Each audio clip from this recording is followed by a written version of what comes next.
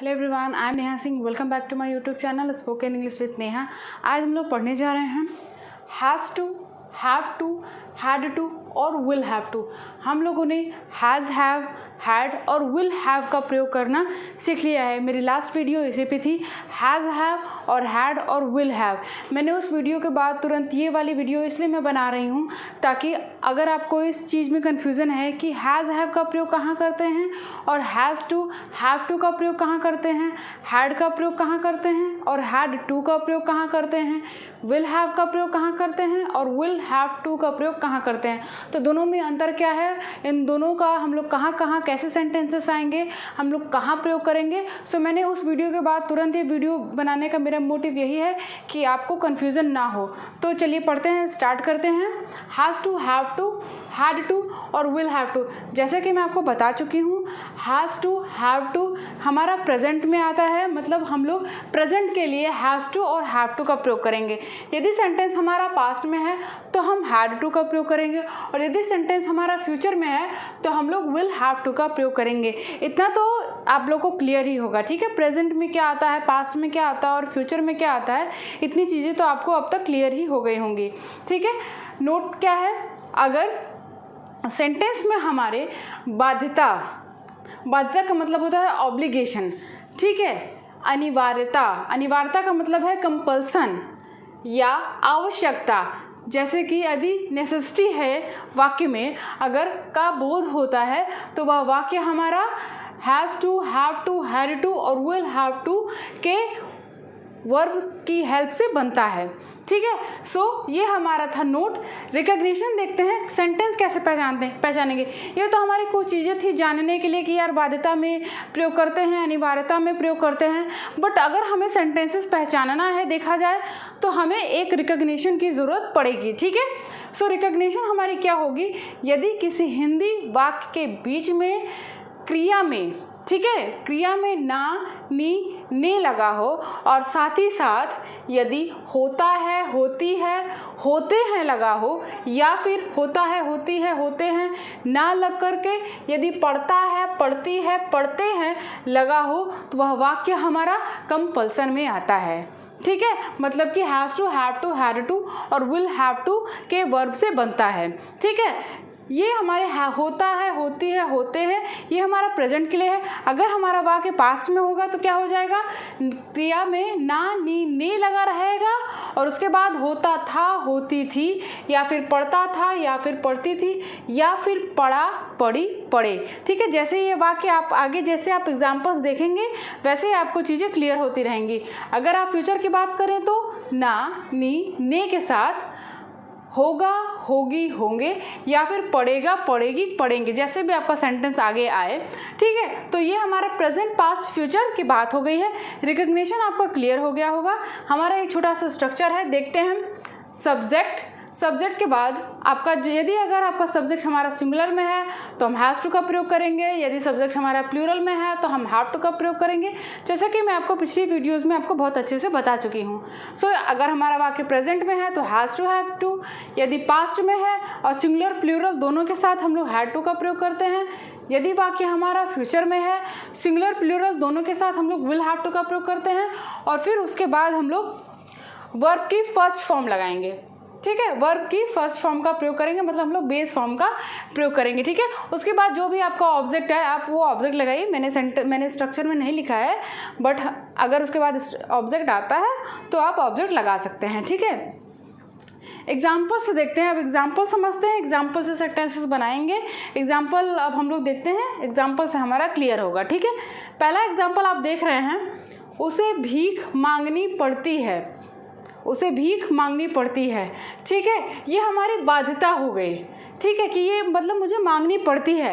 अगर आप इससे समझना चाहें तो आपको इससे समझ में आ रहा है, या फिर आप रिकग्निशन देखें, मैंने क्या बताया है, ना, नी, ने, ये हमारी क्रिया है, मांगना हमारी क्रिया होती है, तो नी लगा हुआ है और प्लस पड़ती है, राइट। तो इसका मतलब है कि यह सेंटेंस हमारा जो है has to, have to verb से बनेगा, ठीक है। तो ये हमारा प्रेजेंट में है तो हम हैज़ टू, हैव टू लगाएंगे। सब्जेक्ट हम देखें, उसे का मतलब होता है ही, तो ही हैज़ टू, भीख मांगना का होता है बेग, ठीक है। ही हैज़ टू बेग, हमारा सेंटेंस पूरा बन के तैयार हो गया।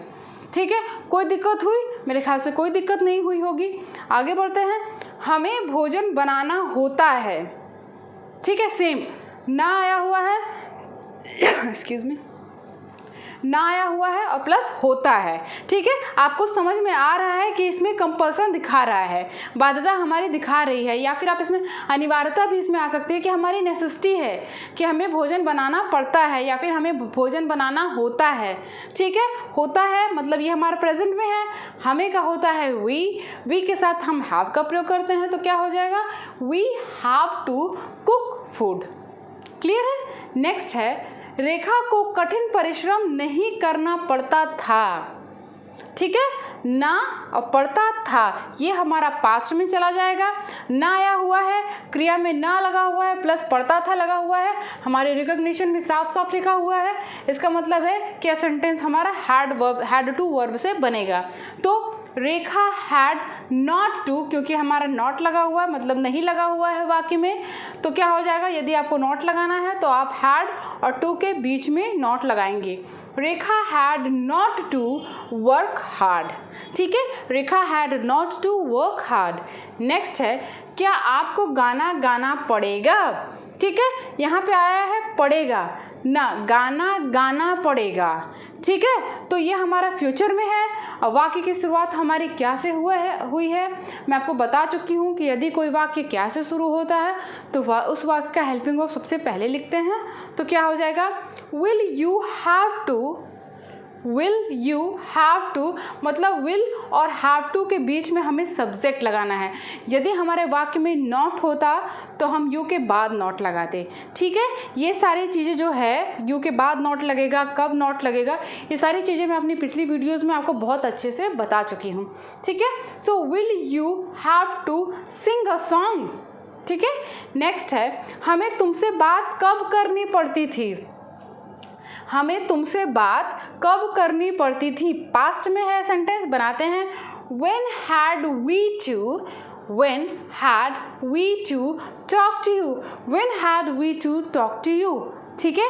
नेक्स्ट देखते हैं, तुम्हें अंग्रेजी में बोलना पड़ेगा, ठीक है।